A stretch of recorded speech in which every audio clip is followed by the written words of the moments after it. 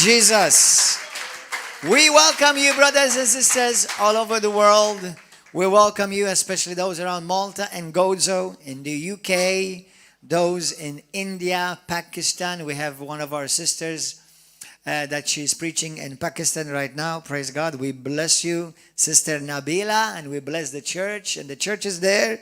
And we bless also those who work also with this ministry that are in Pakistan, in Kenya, in Uganda, in Spain, in Canary Islands, in the UK, in America, in Canada, and Germany.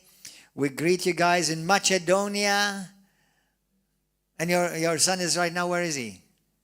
He's in Serbia. Those in Serbia, God bless you guys.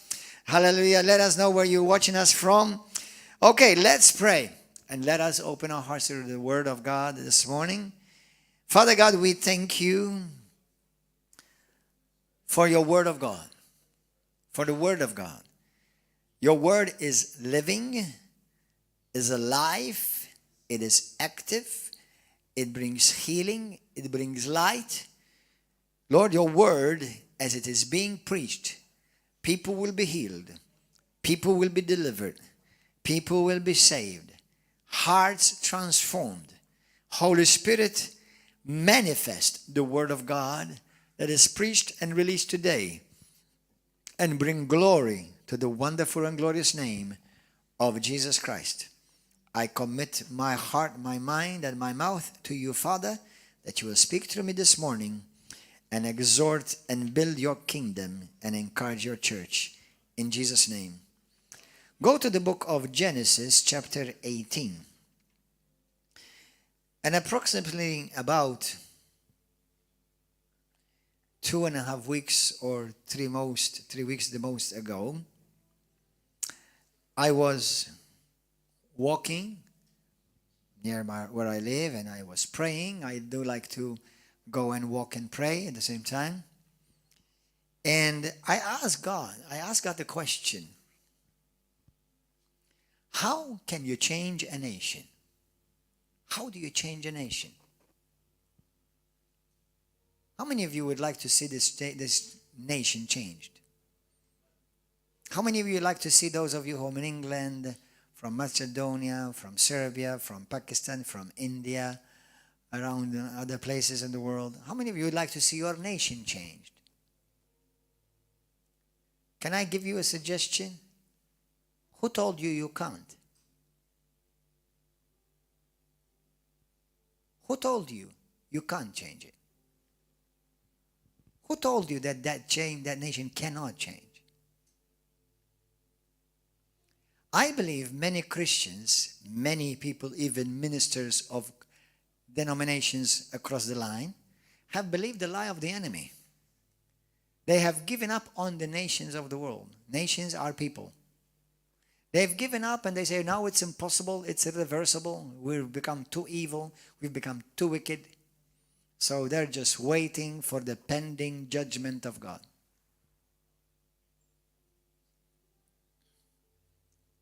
Is that the heart of the Father? I want to remind you of a scripture that every Christian, even living for the devil, knows. For God so loved the world. Not the church. God so loved the world that he gave his only begotten Son. When the world was all clean, holy, and in order. Right? When everybody started worshiping Jesus. God gave his Son Jesus to the world when the world was everyone going to church and to the synagogue.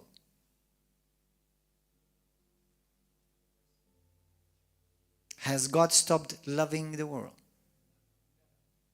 Come on, brothers and sisters. Has the Lord stopped loving the world?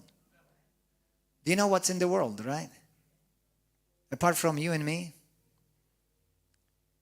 Wicked, corrupt, liars, perjurers, adulterers, child molesters, women rapers,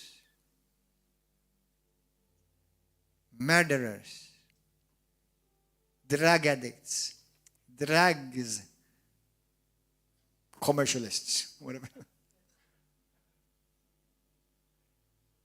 whoremongers. God still loves the world. God still loves the world. Can I ask you to say a prayer from your heart? Repeat it after me. Mean it from your heart. For all of you watching, mean it from your heart. Precious Father, I ask you, teach me to have your heart for the nations, for the world. Teach me, Lord, to have your heart. In Jesus' name. In the book of Genesis 18,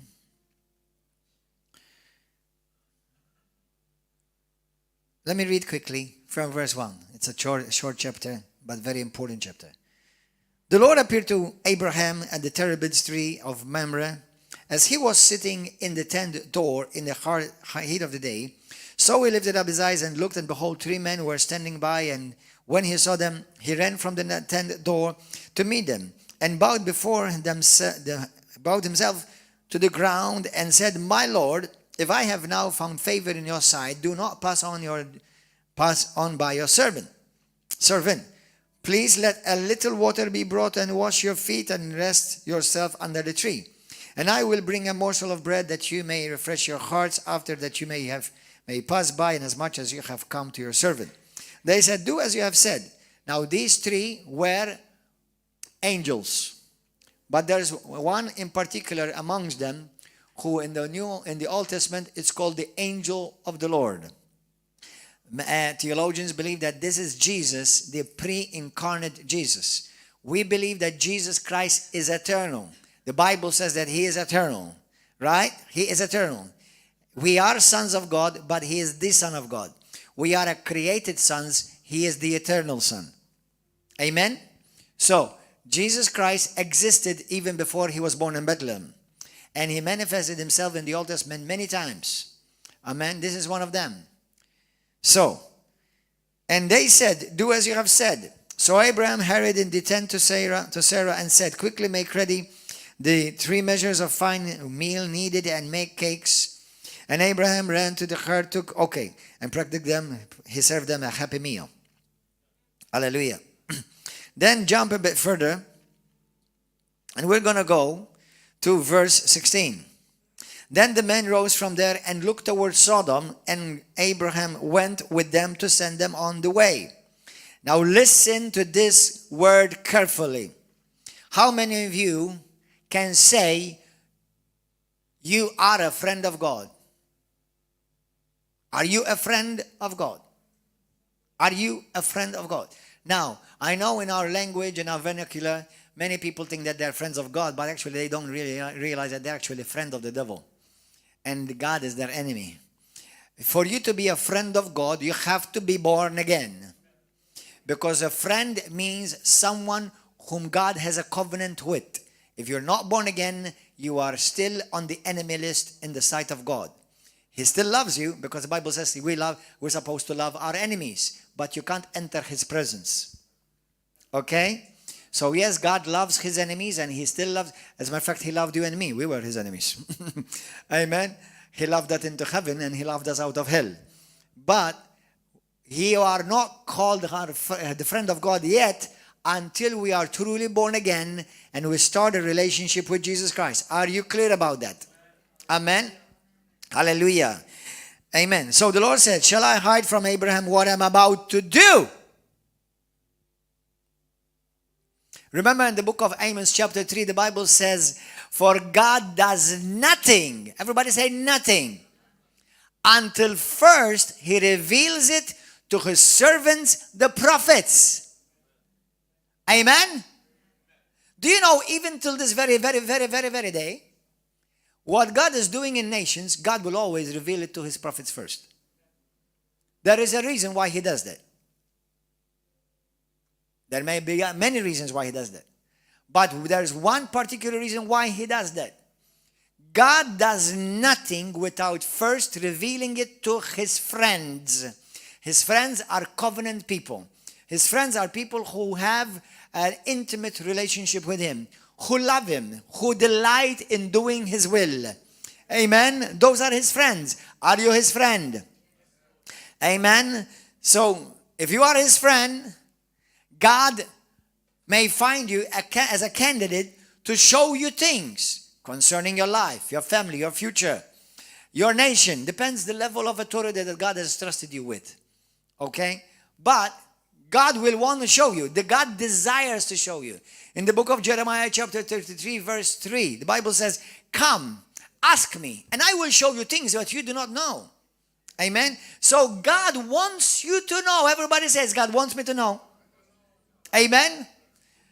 Now, when God trusts you with information, he also gives you responsibility what to do with it. Amen? Hallelujah.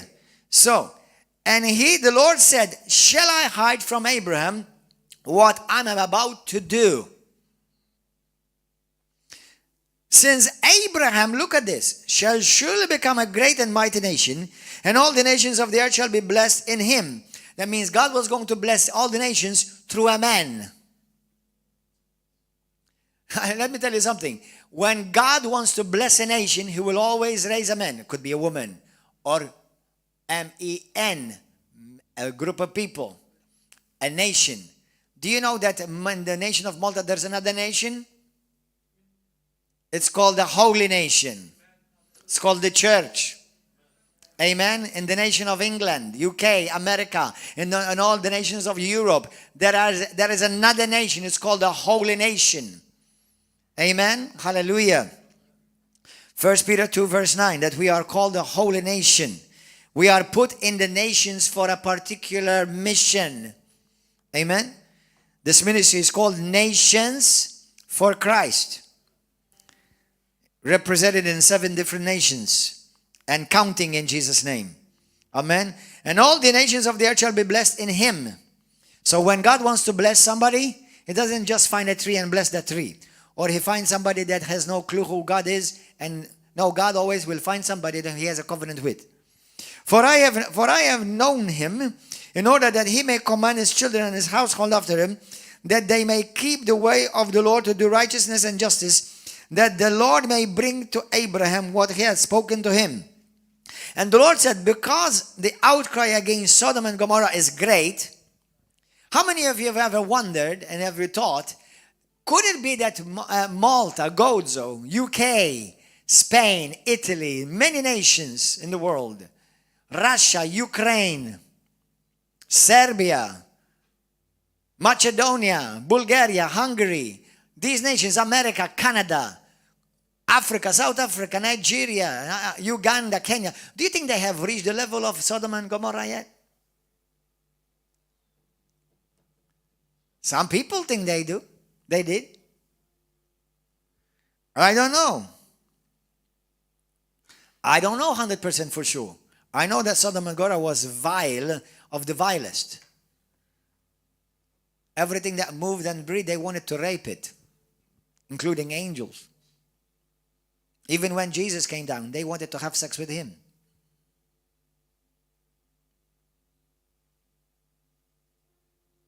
We've seen some beautiful parades in the streets, mocking Jesus and making acts of orgies with Christ. Do you think has come as evil as Sodom? I don't know. I leave that in your hand for you to discern. And because their sin is very grave, I will go down now and see whether they have done altogether according to the outcry against it that has come to me. And if not, I will know. Then the men turned away from there and went towards Sodom, but Abraham still stood before the Lord. Abraham, what did he do? He stood still before the Lord. What did he do? That means he interceded before God. On what? On behalf of Sodom and Gomorrah. Abraham came near and said, would you also destroy the righteous with the wicked? How many of you know that God is just? In the book of Psalms 89, verse 1 and 2, it says, "For the foundations of his throne are righteousness and justice, but on the throne sits love." Think about that. The foundations of his throne are righteousness and justice, but the one who sits on the throne, his name is love. Even when God loves, he does it with righteousness and justice. And even when he acts you judgment, he does it with love.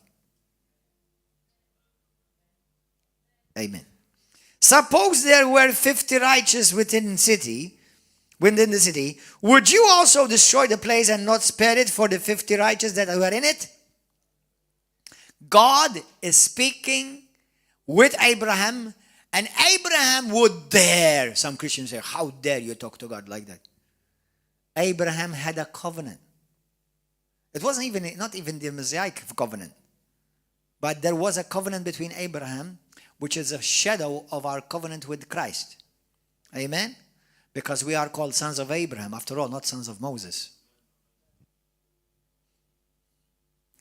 Okay, so Abraham would speak to God and go and intercede on behalf of a very wicked, vile city, raping their own children.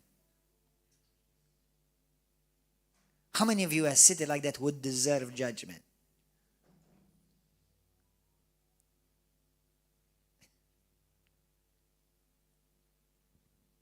Now, if the Lord wanted to destroy Sodom and Gomorrah out front, why would he go and talk and discuss it with Abraham first? There is a message in this today for the nations. UK, listen. Russia, listen. America, listen. Spain, listen. When I asked the Lord about 3 weeks ago, "Lord, how do you change a nation?" And no doubt we do believe that the nations need change. You know what he said to me? He said to me about 2 weeks later, he said to me, "Wake up the church. Wake up the church."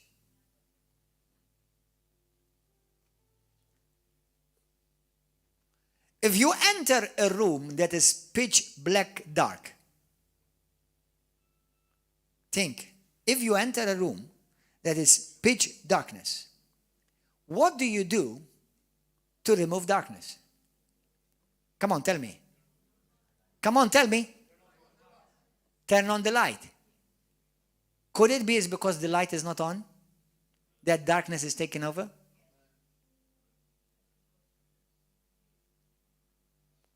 So whose fault is it that we may be in the mess the nations are right now? It's your fault. Yeah, it's your fault. It's my fault.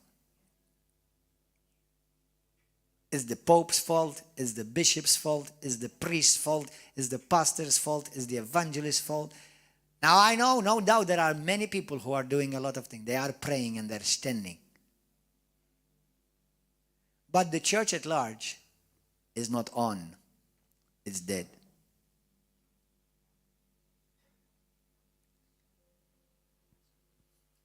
Are there 50 righteous people in Russia? Are there 50 righteous in Ukraine? Maybe they all left and came to Malta. I don't know. There are Ukrainians in Malta. And there are Christian Ukrainians in Malta. And they're coming to River of Love.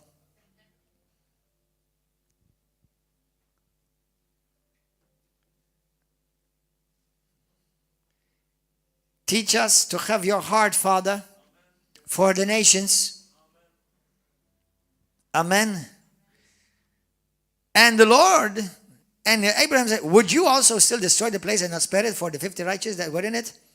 Far be it from you to do such a thing. You're righteous. You're just. You're not corrupt, God. You do what is righteous." And then the judge, and he said, "You are the judge of all the earth. You will do right." How many of you would talk to God like that? How many of you will dare to talk to God like that? How many of you will talk to God like that? I think I'm talking to a dead church. Why won't you talk to God like that? Why won't you talk to God like that? If he's your friend. Now, if he's your enemy, you would fear him. But if you're a friend, no. Now, this is a sad observation. I didn't do yesterday this, but I am doing this morning. If none of you lifted up your hand here, maybe you're a representative of the large amount of the church. Maybe nobody's talking to God like that. Maybe that's why judgment is pending to destroy multitudes of souls and send them straight to hell. Maybe nobody is talking to God like that.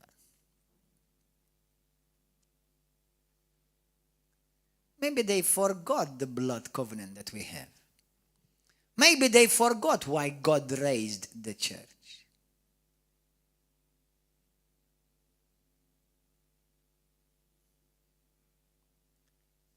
If you're not talking to God like that, start talking to God like that.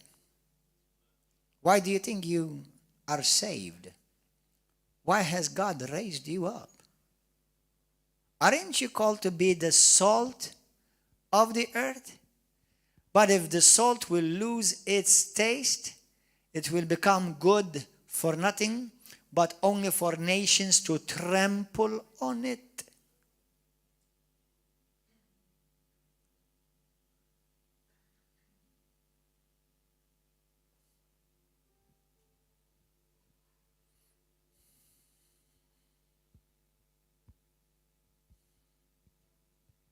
I'm shocked actually this morning. You just shocked me. Nobody's talking to God like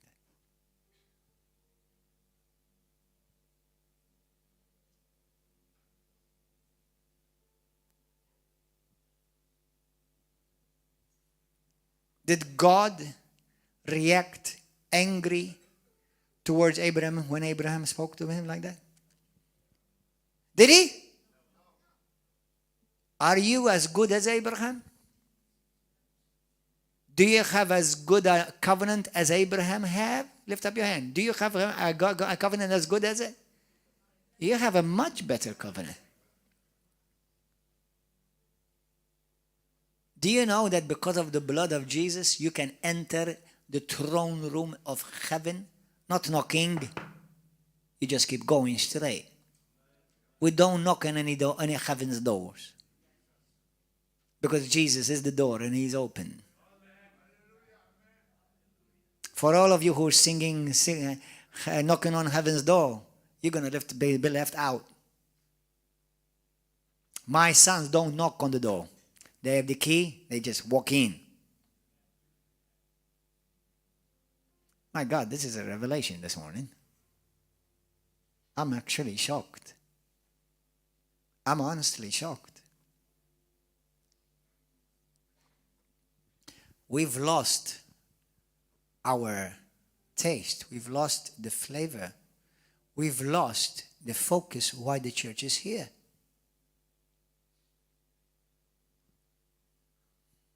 Let's continue on.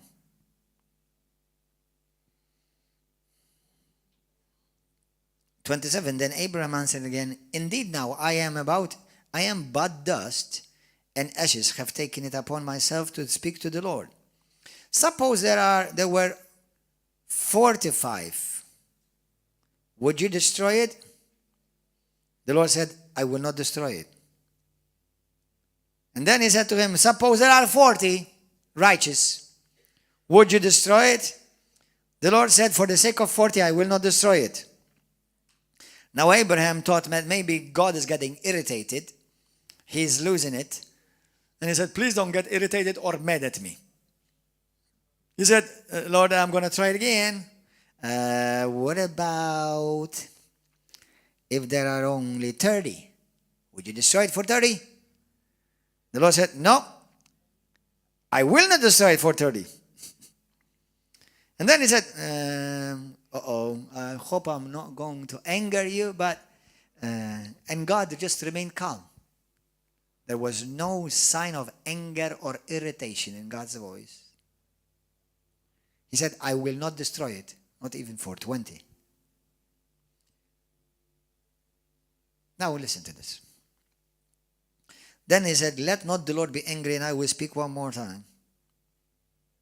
So if you found 10, he said, I will not destroy it for the sake of 10.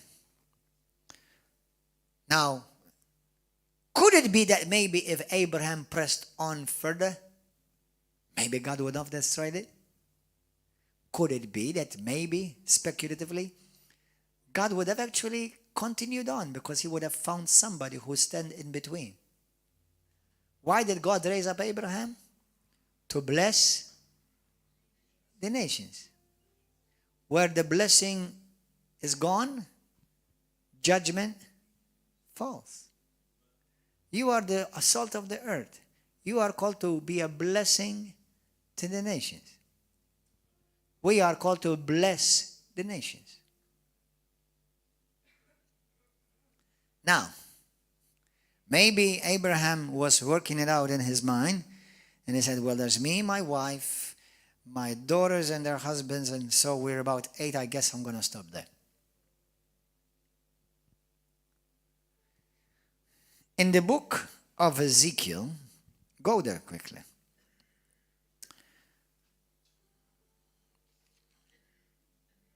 Hallelujah. Are you hearing the heart of the Father yet? Is anyone hearing his heartbeat?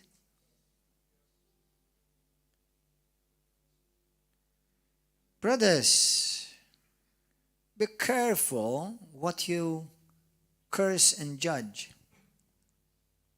including nations. Why does God raise up prophets?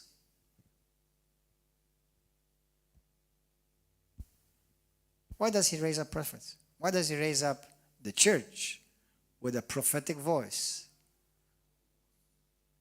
You see, number one, when the world says to you, don't judge me, in a sense, they are actually telling you the truth. Don't. You have no right to judge them. Your job is to warn them. God judges them. And you help them to deliver them from a pending judgment. We do not judge. We love. Because I love you, I warn you. And there are many here who can testify that when you have been warned and ignored the warning, judgment came over your life. You got hurt, you lost money, your marriage was destroyed when you were warned.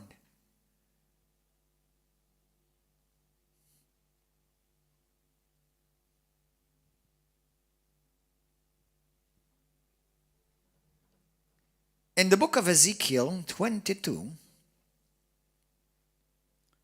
and there's also a similar one to Isaiah, in the book of Isaiah here, it says, Ezekiel 22, verse 30. So I sought for a man among them who would make a wall and stand in the gap before me on behalf of the land, that I should not destroy it, but I found no one. Are you seeing this in the Bible? Josiah and Micaiah, are you seeing this in the Bible? No, you're not. You're lying right now. Ezekiel 22, verse 30. So I sought for a man among them who would make a wall. Now, let me be a bit firm today. You see, some of you, if Jesus incarnate would come and speak, most probably you'll give him full attention. But you don't realize, many people, because they're carnal and immature, they don't realize that God is speaking still. That's why you're playing on your Facebook or checking YouTube and having a nice chat between you right now. It's called for grantedness. It's a sin that God hates terribly.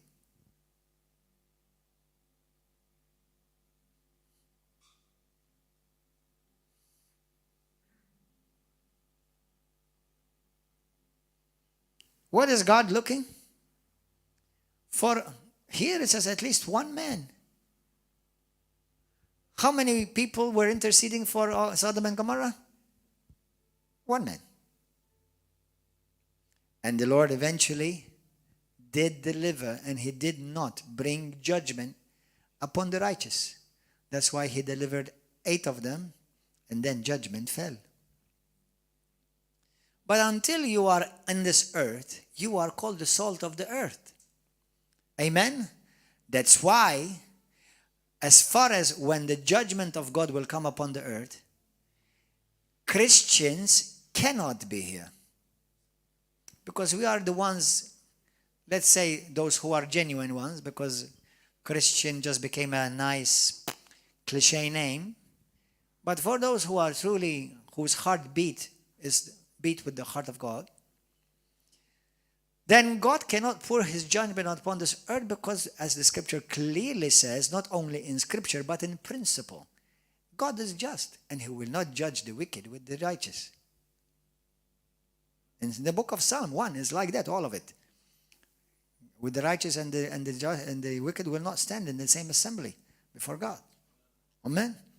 And we know that we are not appointed to wrath, because Jesus took the wrath upon us, upon him for us. But listen, Jesus did not take the wrath for you. He took the wrath of God for everyone, for all the world, not just for you and me, who come to church and say we're Christians. Let me tell you a story, a true story. You see, how many of you believe God spoke to me 2 weeks ago when the Lord said to me, wake up the church? Do you believe it is from God? Do you believe it is from God? Then you are the church. Wake up. Pastors, wake up. Prophets, warn the church so that the church will wake up. You know what the Bible talks about in Ezekiel as well, right? How he will hold accountable those who will not warn.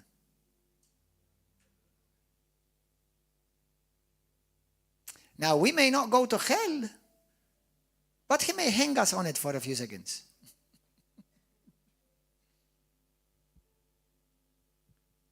We warn because we love. Now, I'm not going to argue. Listen, if you argue with somebody, you're missing it. Don't argue the truth. Speak the truth in love. Okay? And love does not mean always in a soft tone of voice, okay? Speak it with love, with true concern. Okay? And then if they don't want to receive it, it's fine. Don't be offended if they don't receive the gospel. Why do you take it personally? Why do you get offended if people don't accept what you said? They have every right. God gave humanity a very what's the word? Fatal and dangerous choice. It's called freedom. Not everyone chooses what's right. Some people choose hell. But at least they know.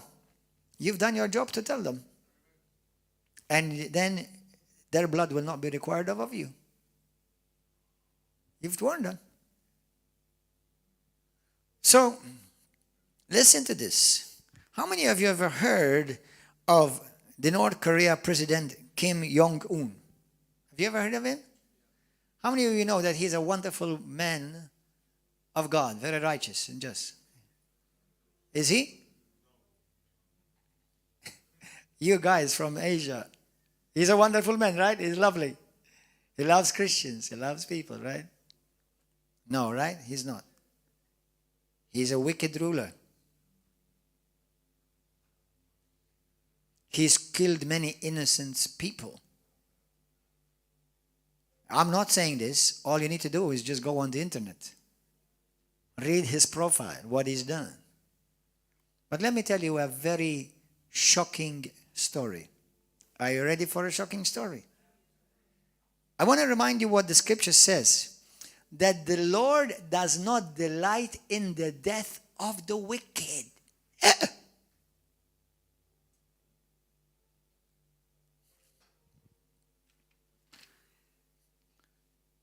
When we see somebody wicked die, we say, well, praise God, finally God reached him. I wonder how many of us, when we stand before the Lord, our hearts will be exposed and we will find how wicked we were. Now listen. How many of you have heard of an evangelist prophet, Henry Grover? Any one of you heard of Henry Grover? He's a mighty man of God. He's a man around in his 70s. He travels the world as an evangelist and as a prophet. One day, he was driving in his car in a snowstorm, and all of a sudden, this car stopped in the snow, and God in that very instant gave him a vision, and it took him in the spirit. He took him and placed him in the bedroom of King Kim Jong-un. And Kim Jong-un was in his bed. And he was turning. He was struggling. And God said to him, look at him. He said he's being tormented with a dream that he's been having for a while. And he said to him, I want you to pray for him. And this evangelist said, turned to the Lord. He said, Lord, don't you know what he has done to your people? Remember the story of Saul when he became Paul? Don't you know what he's done to your people? Do you know how many innocent people he's killed, this guy? He said, pray for him. And when this evangelist said that to him, he said to him, don't you know that my son died for him as much as he died for you? Now, the Lord, about a couple of weeks later, he opened a door for ministry for this brother. His name is Henry Grover, to go to Korea, South Korea. And he also made an appointment to have an appointment with the president of North Korea, Kim Jong-un. North Korea, this is the president to have an appointment with him, of North. And so while he was in a hotel, he dressed up nicely, professionally, and on his way out, the Lord said to him, where are you going? He said, I'm going to meet with the president. He said to him, who told you to meet with him? He said, but didn't you give me that vision to meet with him? He said, no. He said, I didn't give you a vision to go and meet with him. I said, I want you, the Lord said to him, I want you to go to the pastors of South Korea and tell them and warn them. Because they've been praying for me to kill the president of North Korea. And if I will do what they're asking me, I will have to kill them too.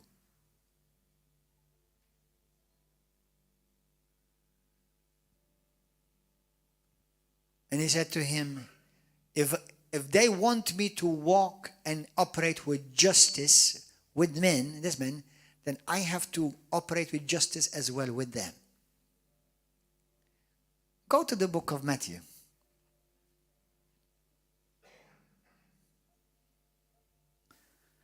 Matthew chapter 7. Holy Spirit, awake your church. I want to read this to you I'm going to read it in the King James, New King James. And then I read it to you in the Passion Translation. Listen to this. For with what judgment you judge, you will be judged the same. And with the measure you use, it will be measured back to you. Look at the TPT. For you'll be judged by the same standard that you've used to judge others. The measurement you use on them will be used on you. Jesus is speaking to who? To heathens? To Christians?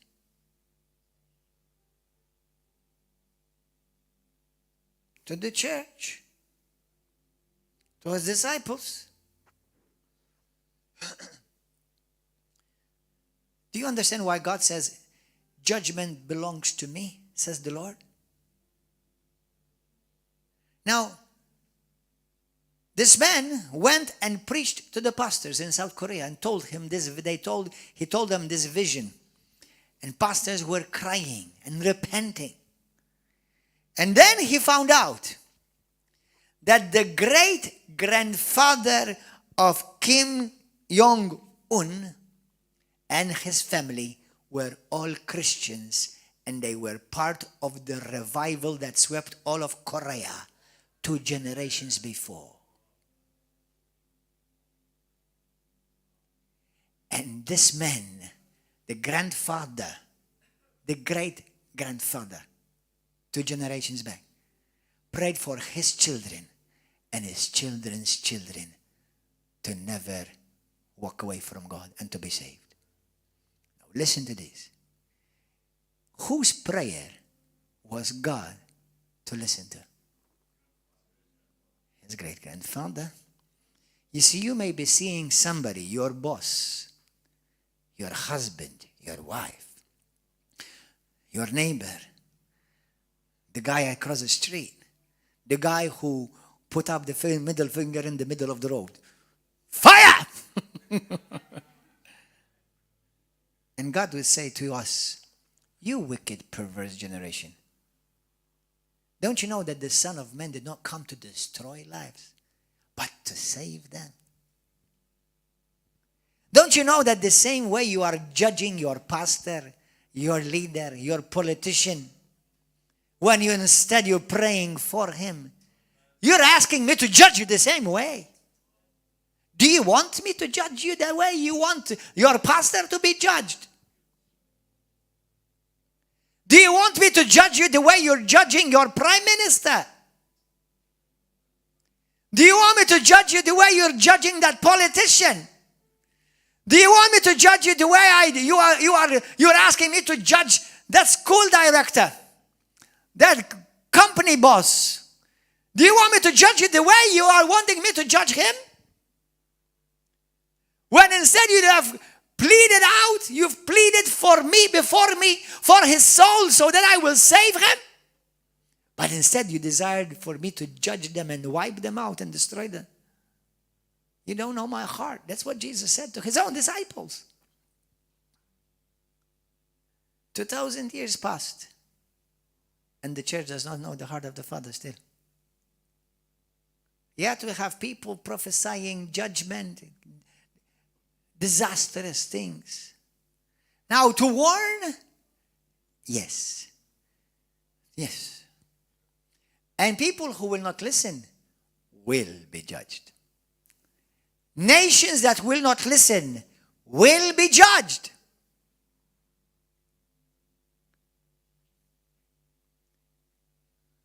Be careful what you prophesy over your nation. Because you're telling God, judge me the same way. God cannot use 2 different measures.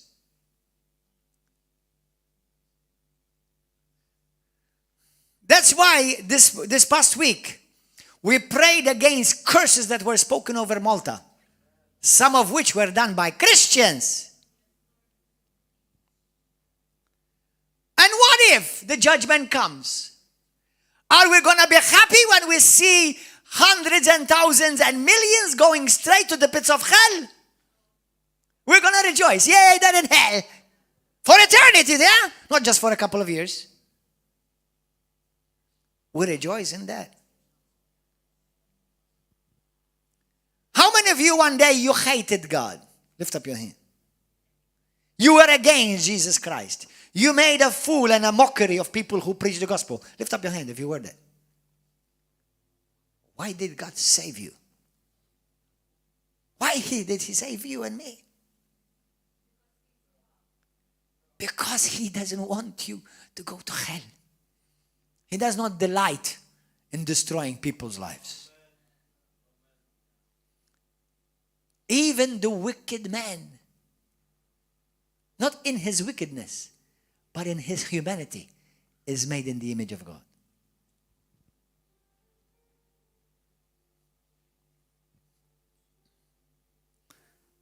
That's why today, as a prophet and apostle to this nation, under the mighty hand of the goodness and the grace of God.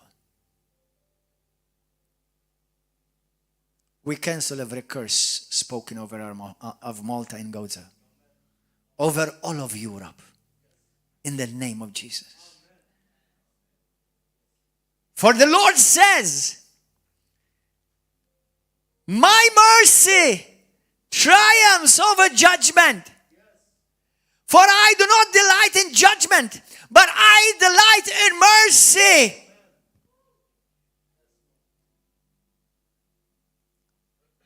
Teach us to have your heart, Father.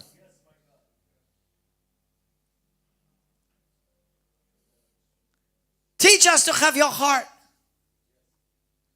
For 2,000 years, it seems like the church still has not grabbed it. And I do believe God will judge nations. But certain judgments can be averted. They can be altogether cancelled. Or they can be postponed. And that's Bible.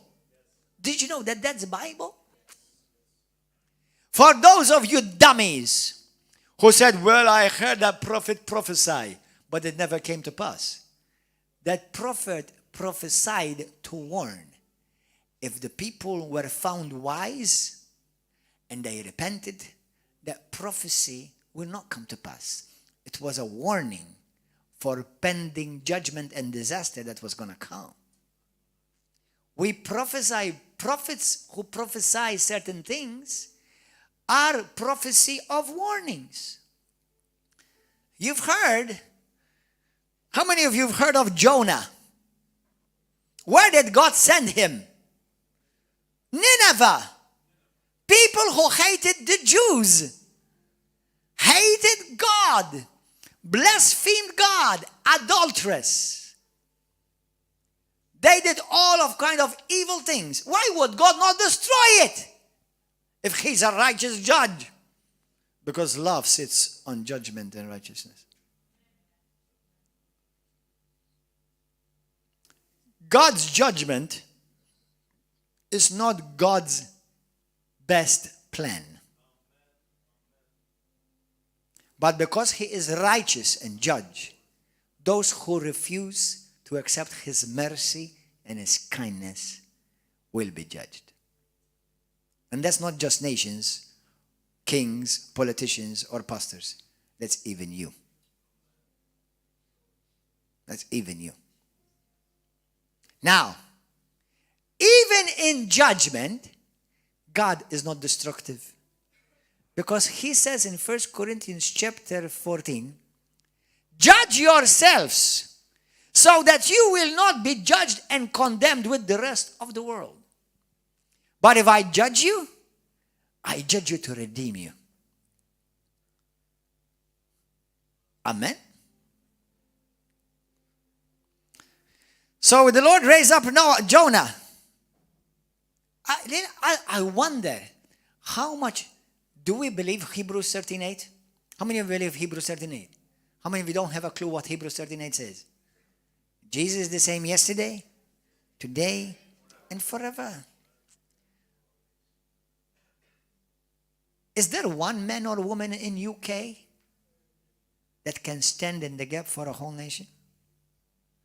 Is there one man or one woman in Russia that can stand up for the nation? Is there one man or a woman who stand up for Ukraine? Oh, Pastor, you're seeing big. Don't you know that the end times have to come? I believe the devil wants to rush the end times. He wants to quicken things to come so that he will end up actually destroying millions of people's lives.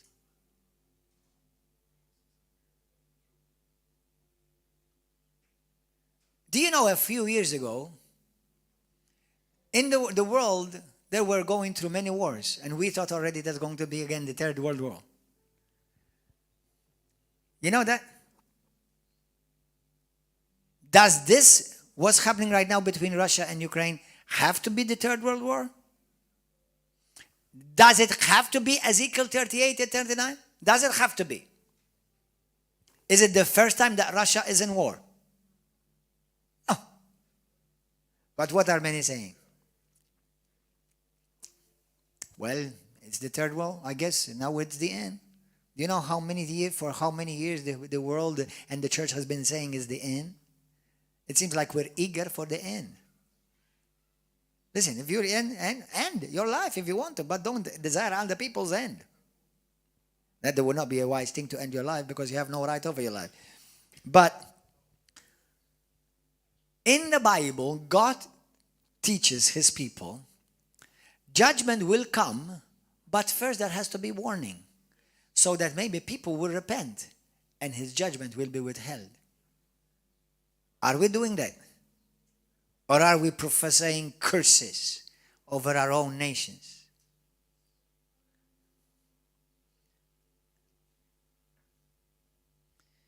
Hallelujah. What about God raised up Esther, one woman, to save the whole Jews, the nation of Jews? God raised up Joseph to deliver all of Israel from bondage. God delivered David. He raised up David to deliver the Jews again. God raised up Cyrus, a pagan king, to deliver Israel and to restore back to them to the kingdom again and bring them back into their promised land. Do you see why the Bible says to pray, why we're called to pray for the leaders? Go to 1 Timothy 1. 1 Timothy 2. Go there quickly. 1 Timothy chapter 2. Are you learning something, brothers and sisters? Amen. Now, let me put the fear of God over you. Everyone that you are hearing this. You are to act on this, otherwise you'll be held accountable. Because now you are no longer ignorant.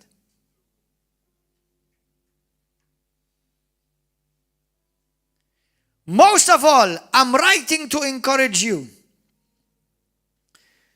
to pray with gratitude to God. Pray for all men with all forms of prayer and request as you intercede with passion, intense passion. Pray for every political leader. Pray for representatives in parliament so that we would be able to live tranquil, undisturbed lives as we worship the awe-inspiring God with pure hearts. Brothers and sisters, some 3 or 4 years ago, I was walking in the capital city of Valletta, and I met with one of the ex-prime ministers in Malta. And he said to me, my wife does not miss any of your programs. Just recently, I was told that our prime minister's wife watches my programs, Ħabbejtek. And he has got some type of love for God because apparently he goes to mass regularly. Now, I don't think it's enough, but it's a good sign that most probably there is something there. There is something in that heart that searches for the truth. But the thing is this, when we look at history, when we see what the Bible says, for example, Ahab. Do you know Ahab? Anyone knows Ahab? Ahab was the poor guy married to Jezebel. Do you know that Ahab was a good man, but his wife corrupted him? Now, that's not a good sign for all you husbands to be corrupted and then blame your wife for it. Okay? But apparently Ahab started wearing skirts in some moment in time in his life. Okay? But Ahab was wicked, the Bible says. But then when the Lord sent him the prophet to warn him, he repented. Did you know that? He repented. Ahab repented. Who killed innocent people and stole property from them and did wicked things in Israel. He repented.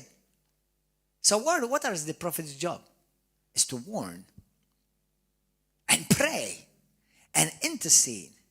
But if you believe that we are a prophetic church, then we're supposed to pray, intercede, ask God to change the hearts of these people. Let me tell you something, brothers and sisters. I've learned in my life. You know, I have prayed with many politicians in Malta of blue and red. Now, I am neither PN or PL. I am, every inch of me belongs to Jesus Christ. It doesn't, not 1 inch of me belongs to laboristi or nationalisti. None of them. I do not bend the word of God for nobody, and I don't have any loyalty towards them. Some of you do, and you need to repent from that in Jesus' name today. But I love them. I pray for them. I've even led some of them to Christ in prayer. And you don't know that they're in parliament. But what have I, you know what? Has been my experience. Some of them, some of whom I even prayed with and evangelized, you know what they tell me? Their hands are tied because there are people who are corrupt around them. Some are even threatened with their life. Did you know that? Politicians don't control the nation. Wicked people with a lot of money control the nation. And they use puppets, politicians. That's why we need to pray. There are politicians who come to this church. I invite the Prime Minister and his wife because you have a heart for God. I may not agree with everything you do, and make sure that you do nothing that offends God. But I care for you. I love you as a brother in Christ. And I I care for the leader of the opposition party and for every party. We've had other leaders of other parties come here. Yeah. Number one, we are church, not a political party. We are kingdom. We are kingdom. Amen. Now, when the time to vote comes, I will vote. I will not throw away my vote. Because that's, for me, it's a privilege that you have to voice your beliefs. But I will never vote for anyone who touches innocent blood.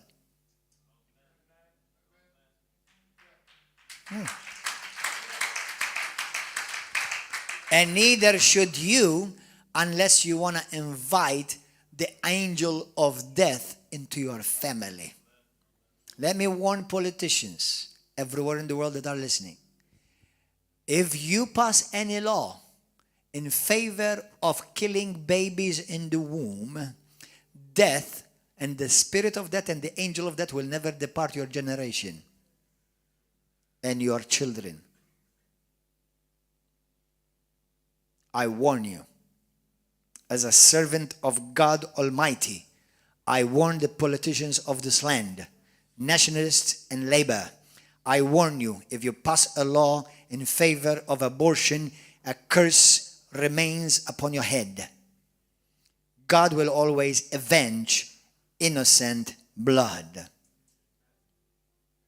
And the only way you can escape hell is repent, be born again, and come to river of love.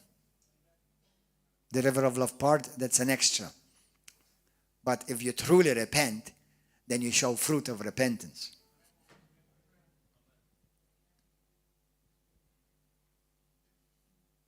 Amen? Hallelujah. That's why we pray for leaders. In 2 Timothy chapter 2, go there quickly. Oh, hallelujah. Today I'm going to tell you, because maybe some of you are wondering, but what can we do to change this nation? How many of you want to change this nation? Now I hold you responsible before God that you will do what I'm going to tell you to do.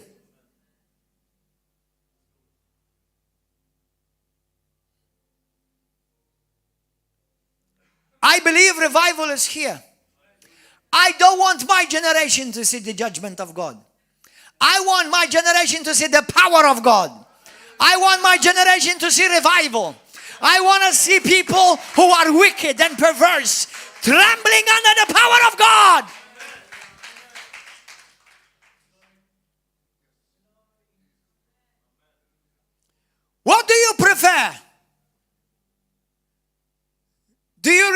rejoice if we see our prime minister or president judged? Or we would rejoice if we see our prime minister and says, and he will come out on TV and he says, today I made a commitment. I'm going to please our Lord and our King Jesus Christ, and I will not do anything that will offend our King in Jesus' name. And Malta, we are going to serve the Lord. Malta, we consecrated to Jesus Christ. And you are hearing this from the UK. You are hearing this from any other nation in the world. You can do it. God is still God. He is the God of Abraham, of Isaac and Jacob. He is the God of Ezekiel, and He's the God of Gordon John Manchè. Amen.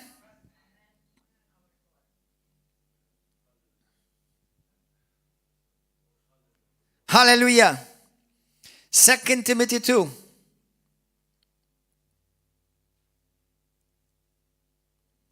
Can this pending war over Europe, be averted? What God do you serve? A Mickey Mouse God or God Almighty who holds the nations in one palm of His hand? But He's looking for a man, a woman, a church that He has placed upon the earth for a purpose. To warn, yes, but so that a judgment will be averted. No, we rejoice because judgment is coming. Judgment is coming. It means many souls will go straight to hell for eternity, and you may be one of them. For by the same measure you desire as others to be judged, God will have to do the same with you. But I am washed by the blood. So it's supposed to be, but your heart does not reflect that.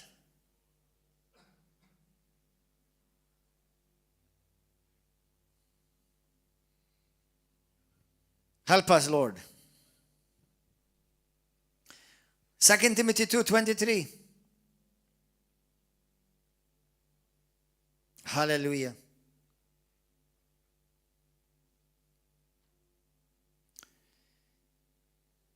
Blessed be the name of Jesus. Mela 23. Avoid foolish and ignorant disputes, knowing that they can generate strife. A servant of the Lord must not quarrel, but gentle to all, able to teach, patient, in humility, correcting those who are in opposition. Those who are on the wrong, correct them. Don't force them, because God never forced you. If God perhaps will grant them repentance. Do you understand that for our prime minister, the president of any nation, you need to pray for them in order for them to have the ability to repent, because they don't know how to repent? Do you know that when your enemy insults you, come against you? You know, in Malta, I'm very famous. You'll put on my name and you have hundreds of articles coming under my name. Not all nice. Some of them are very dirty and full of lies. Don't believe the newspapers. They don't preach the truth. They just do it for money. Don't believe the newspapers. If you want information, read the Bible. If you want transformation, eat the Bible.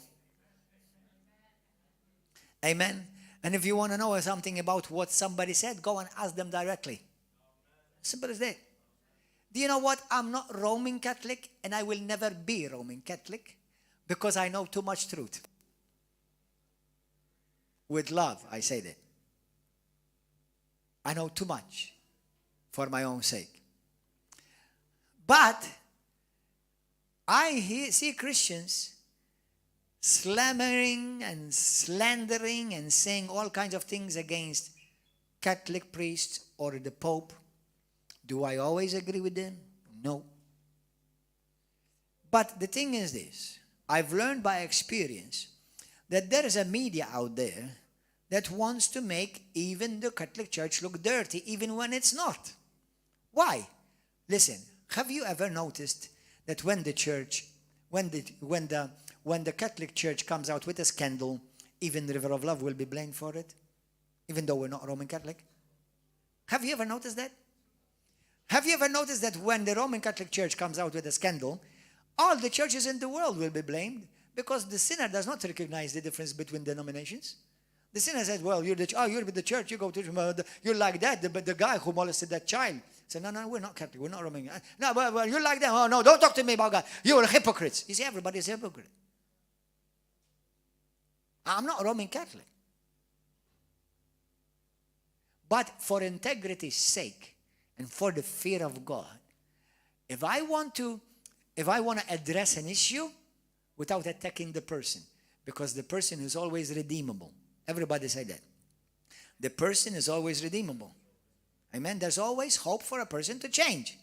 There have been wicked leaders in Israel. Manasseh.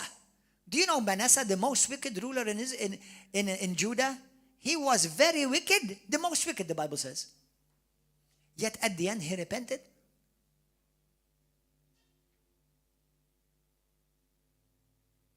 Do you know Manasseh was the most wicked? Then he had another son, more wicked than him, Amnon. But then he had Josiah. And he was a mighty king in Israel, in Judah. It's not true that if you had a wicked father, you have to be a wicked son. It's not true. Because everyone has free will. You choose your life. Now, I understand, and this would be another teaching, the demons of your father will come to you. That's why you must be born again, so they will stop in Jesus' name. Amen? So if your father killed innocent babies, that's why I'm warning the Prime Minister. Your children will be cursed until they're born again genuinely. And unless you repent, and all of you in Parliament Malta, you will go to hell because you will have to answer for innocent blood that you shed. And your answer will be hell for eternity. Apart from demons afflicting you and oppressing you from now. Amen. Praise God. Pray for leaders. Evil kings in the Old Testament repented. David was evil. Now many of us admire David, but you know David killed a man to take his woman. Imagine some of you. You come to the church with your wife, and I find a way how to kill the man so I can take the wife. How lovely, isn't it? How lovely. That's exactly what David did. But somehow God said he's a man after my own heart. You know, one of the things about David, although he did a lot of messes, he did a lot of good too. But his heart was for God. That's why I'm telling you, people under pressure do all kinds of evil things that say later maybe repent. They repent and they are sorrowful. That's why we pray for them. Amen. We pray that they will not do it. Amen. Mamma mia. God is always willing to forgive. Judgment can be postponed. If you read 1 Kings chapter 21, 27, 29, 2 Chronicles chapter 33, verse 15 to 16, it says how God was going to judge Manasseh. He repented, and he said to him, then I will not judge you, but I will judge the generation after you. But if generation after him will repent too, then we'll pray. Judgment will come, but don't attract it. Don't speed up God's judgment. It's not God's desire to judge. But because he is righteous, he will judge. For example, those of you who may be in a court of law, in a situation court, offer your opponent mercy. Tell him, do you want us to do the things right before we go to court? I'm willing to forgive you. I'm willing to extend mercy. I'm willing to go less. If they say no, said, I offered you mercy. I was kind. So you want to be judged? Yes, you will want to go to okay, we'll go to the judge. But we offer the opportunity for a person to reflect. Because God did that with you. Amen? So what are we going to do, Pastor? We're going to be merciful. Just like our Father is merciful. Luke 6:36. How the Bible says in Matthew 5:44-46 that God in His mercy, He let the sun shine on the wicked and the righteous. He provides for the wicked and for the righteous. He is merciful towards the wicked and the righteous. And we're supposed to be like the Father. Amen?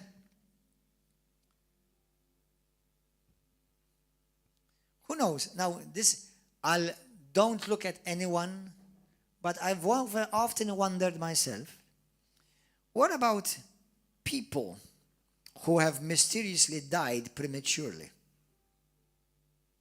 Could that have been that they brought the judgment of God over themselves? What about people, including Christians, including Christian leaders? This is going to make some Christian leaders very nervous. Who are constantly sick. I'm not telling you because you got a sickness, a virus came by. I'm talking about, actually there are ministers who constantly live sick. Is that God's best for His people? Now, don't go to him or to her and say something. You shut up. And if you see somebody, pray for them. But I'm saying these things for those who have ears to listen and maybe get a good warning of love.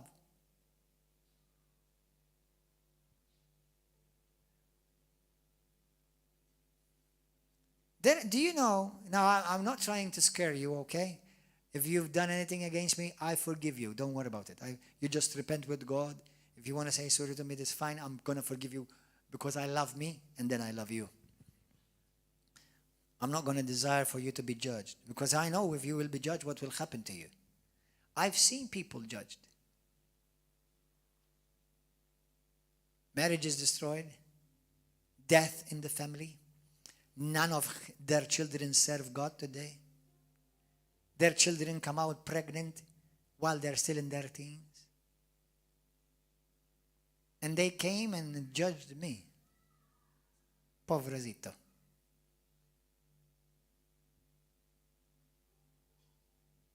Pray for your leaders.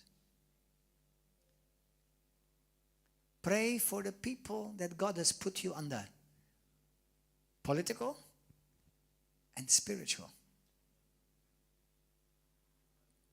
Now, if I'm doing something bad, sinful, do you know that the first thing that God will do is He asks me to repent? But if I don't repent, do you know what will happen? I will be judged.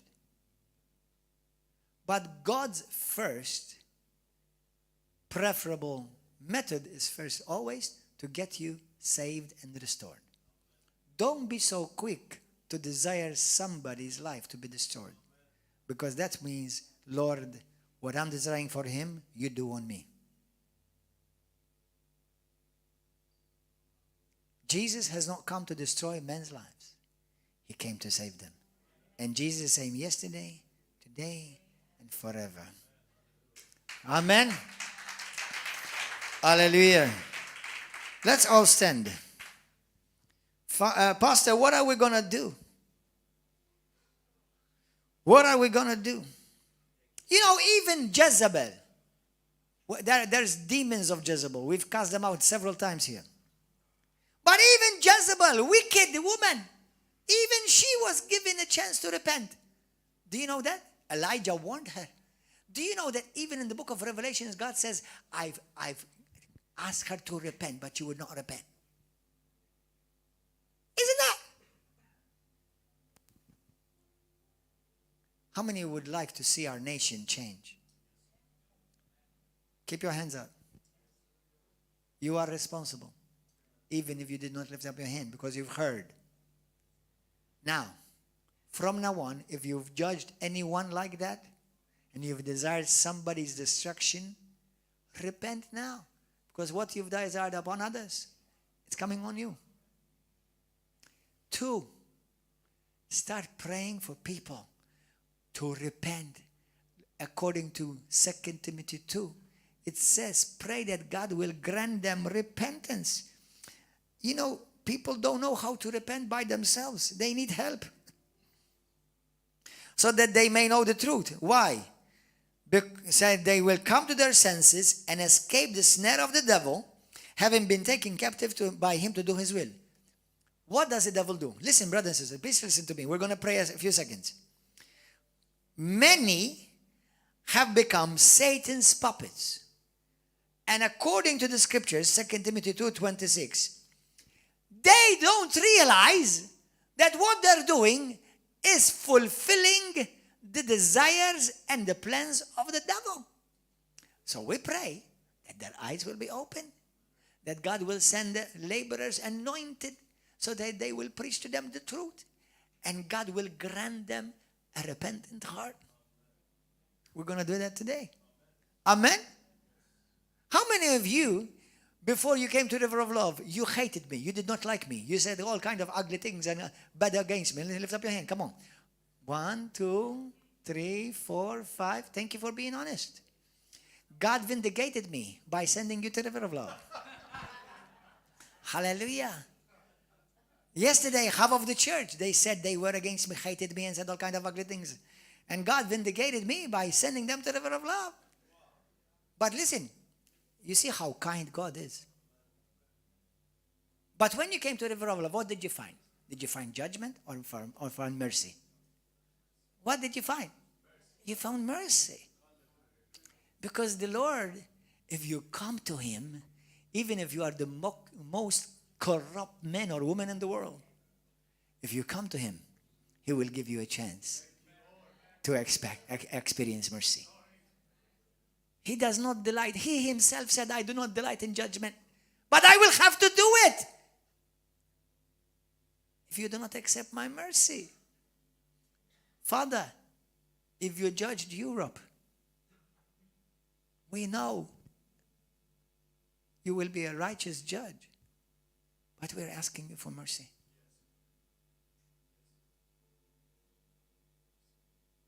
We're asking you for mercy. And awaken the church all over the world. Many are praying for revival. Many are praying for the church to wake up. And I pray a mighty anointing will come upon everyone who's heard this message all over the world. And to stand in between the world and God and intercede.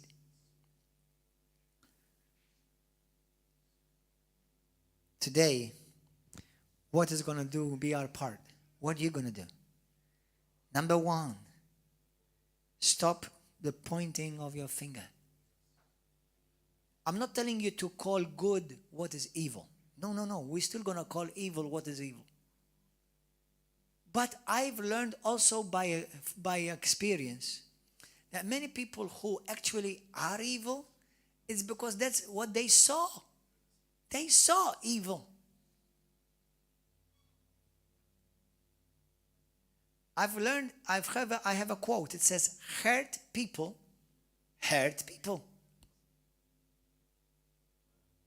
until they experience the love of the Savior. I know you may be looking at somebody who's hurting you, but that's because most probably they're taking it against you, or they're taking their anger on you because they've been hurt.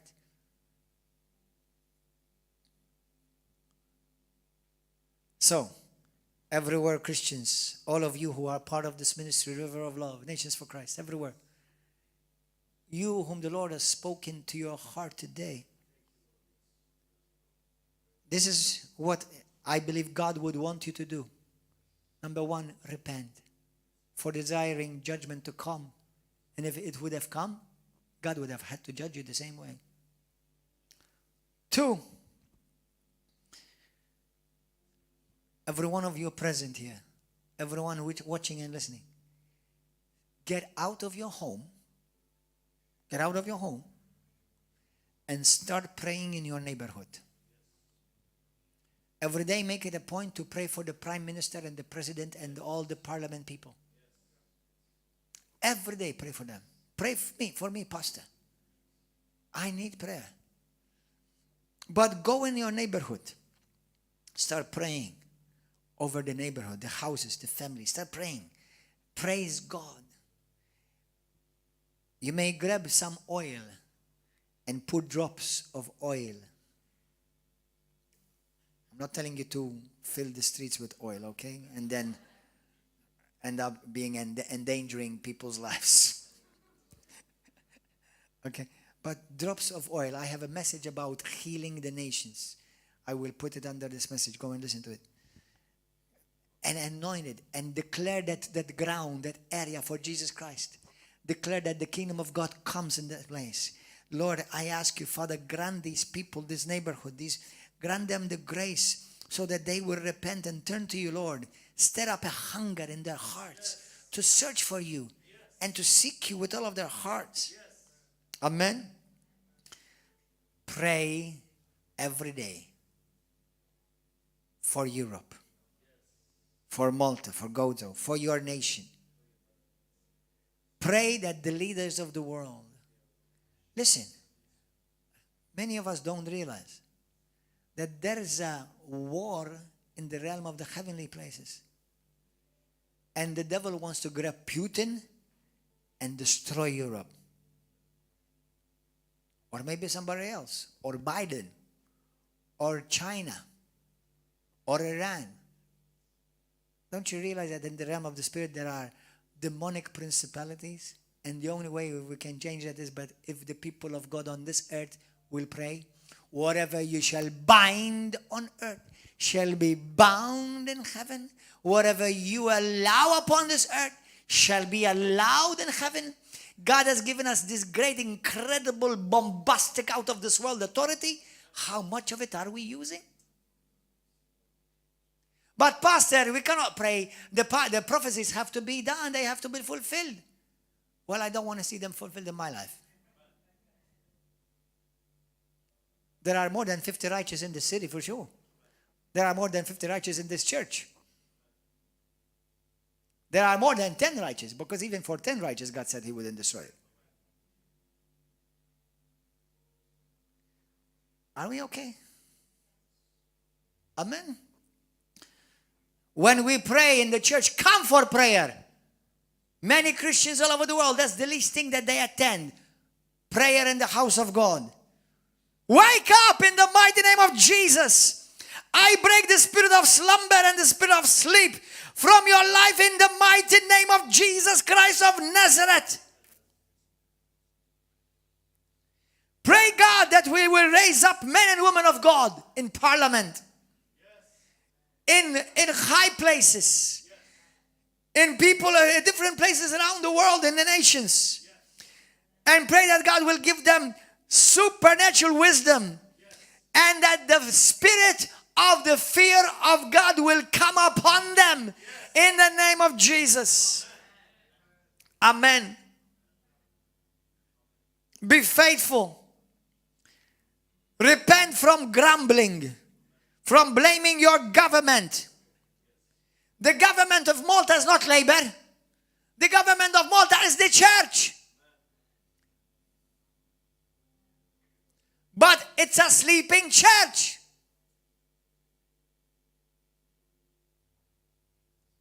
Do we believe the Bible? That we have been raised up together with Christ Jesus in the heavenly places, seated with him far above all rule, power, and authority. To do what? To execute his will and his kingdom upon earth.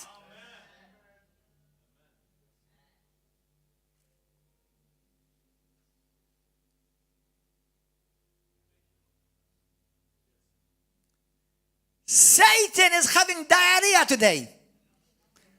That I'm preaching this, and he sees many of you marked by God that is going to take this message all over. Amen. I'm going to act upon it. Amen.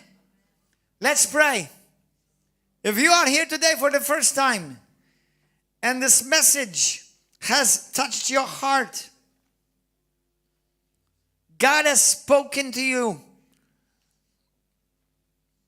If you have judged someone desired for the judgment of God to be upon them. It could be a pastor, a man of God, a prophet, a teacher, an evangelist, or a brother or a sister. You better repent, because what you've desired for them will come upon you.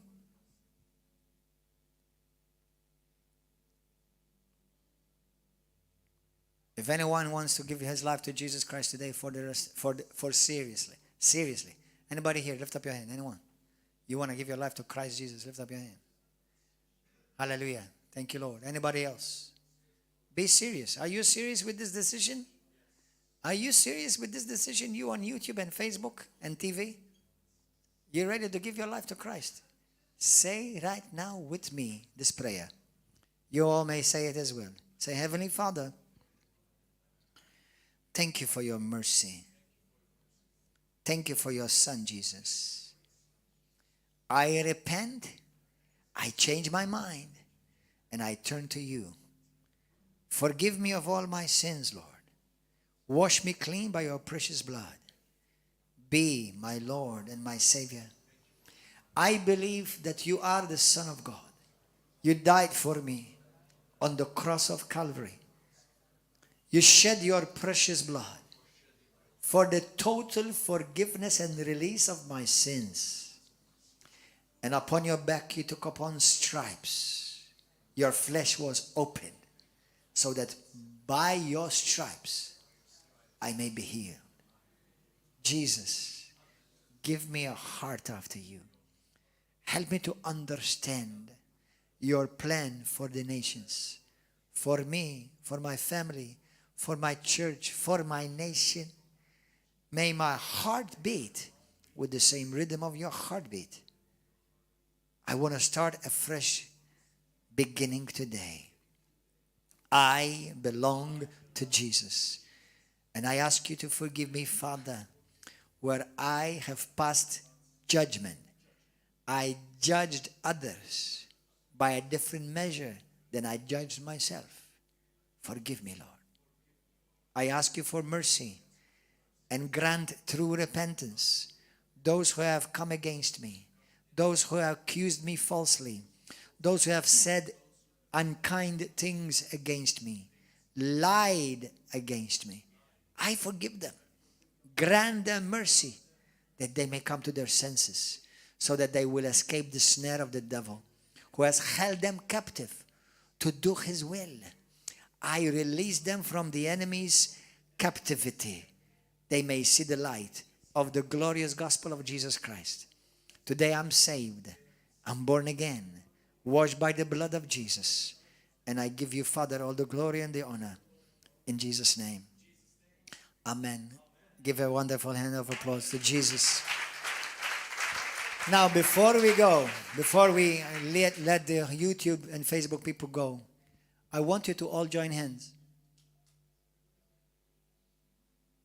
Come, brother. Where's the praise and worship? Come.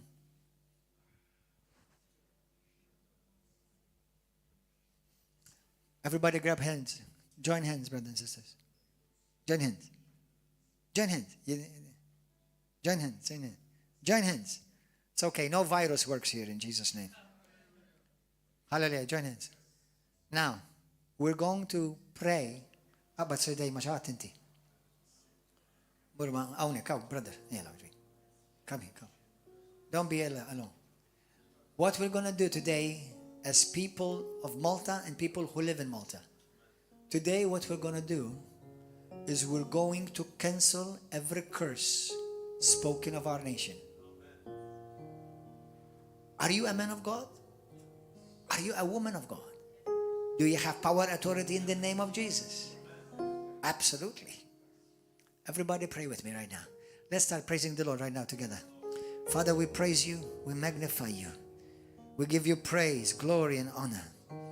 Abba, Father, you are a righteous judge.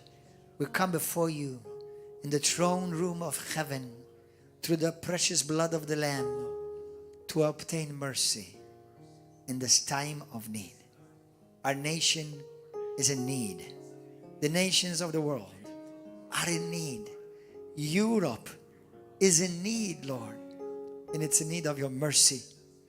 You're the God of grace. And we ask you, shower Europe, Ukraine, Russia, America, Asia, Africa, North and Central and South America. Shower the nations with your mercy, Father. If you would judge us, you would be righteous. You would be doing what is just. But we don't ask for justice. We ask for mercy. Have mercy on the nations of the world. You're a good God. You delight in mercy. I will remind you, Lord, of the precious blood of your Son Jesus that was shed for us on Calvary, and that He took the judgment and the wrath of God upon Himself for us. Postpone any pending judgment on Europe, oh God. Postpone any pending judgment of Malta on Malta. Postpone any pending judgment of USA, Russia, Ukraine, and all other nations, Father God. On Italy, on France, on Spain, Lord God, Portugal, Macedonia, Lord God, Serbia, Lord God, Switzerland, Father, Lord, oh, Germany, Lord God. Postpone any pending judgment, Father. You are the God of the universe. Without you, we're just dust. But we're coming to you confidently because of the blood of Jesus. And we ask you, Father, postpone any pending judgment. And we ask you, Lord, pour out your Holy Spirit upon this generation. May all the nations know you. Many still don't know you. Father, in the mighty name of Jesus, today, as we standing upon this land of Malta and Gozo today, and all of you who are following from any other nation, you can claim it on your own land. Father, today we stand upon the nation of Malta. Lord, we cancel and we break every curse spoken over Malta in the mighty name of Jesus.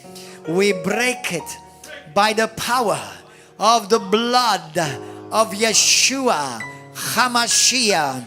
We release, Lord God, your mercy. We release your goodness. We release your power. We release your grace. And we ask you to release the revival fire of the Holy Spirit. We want to see revival in this hour, oh God, like no hour before. In the name of Jesus, spare the nations, Lord. Spare many innocent souls, innocent children, many families, Lord God. Spare us. Spare us from any pending judgment, oh God. Father God, we will never take it against you, because you do nothing unjustly or unrighteously. But we remind you of the blood of Jesus, Lord, that cries out day and night for mercy. Mercy, mercy in Jesus' name. We push back every diabolical plan of destruction. We push back from our nation of Malta. We push back every diabolical plan of the devil, and we send it back to hell where it came from in Jesus' name. In the mighty name of Jesus, at the count of 3, we're gonna break, shout break in Jesus' name. 1, 2, 3. We break you in the name of Jesus.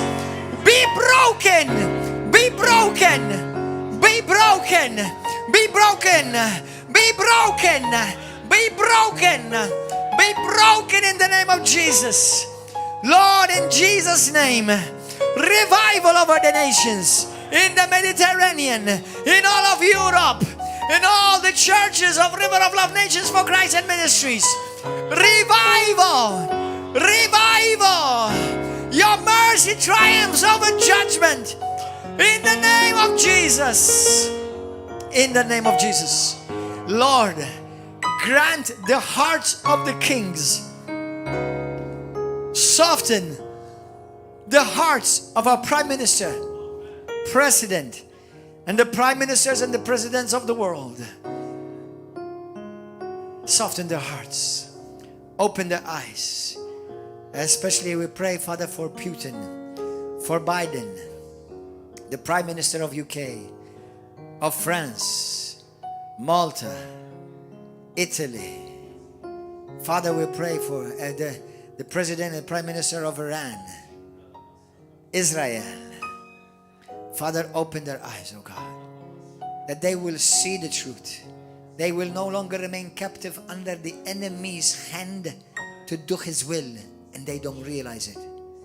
Lord, send anointed laborers whose heart beats with the same heartbeat of yours, Father. In the mighty name of Jesus. In the mighty name of Father, also today, we stand in agreement. Every curse spoken over River of Love, every curse spoken against anyone here in Jesus' name, and all the families and all the families of River of Love, any curse spoken against us, we break it. We break it. Be broken now in the name of Jesus of Nazareth. Hallelujah! We speak life. Life over Malta. Life over Malta. Life over Malta. Life over Gozo. Life over Gozo. Shout hallelujah. Life in Jesus' name. Life over America. Life over Russia. Life over Ukraine. Life over Pakistan. Life over India. Life over Australia. Life over Canada. Life over South America and Central America. Life over Asia. Life over Africa. In the mighty name of Jesus of Nazareth. Hallelujah. Glory. Praise you, Jesus. Everyone on YouTube and Facebook, God bless you. If you have given your life to Jesus Christ today, start reading your Bible. Talk to God and pray, praise Him and thank Him every day. And come to River of Love if you're in Malta. Every Wednesday and Saturday at 7 p.m. and Sunday morning at 10. Come and see and taste what God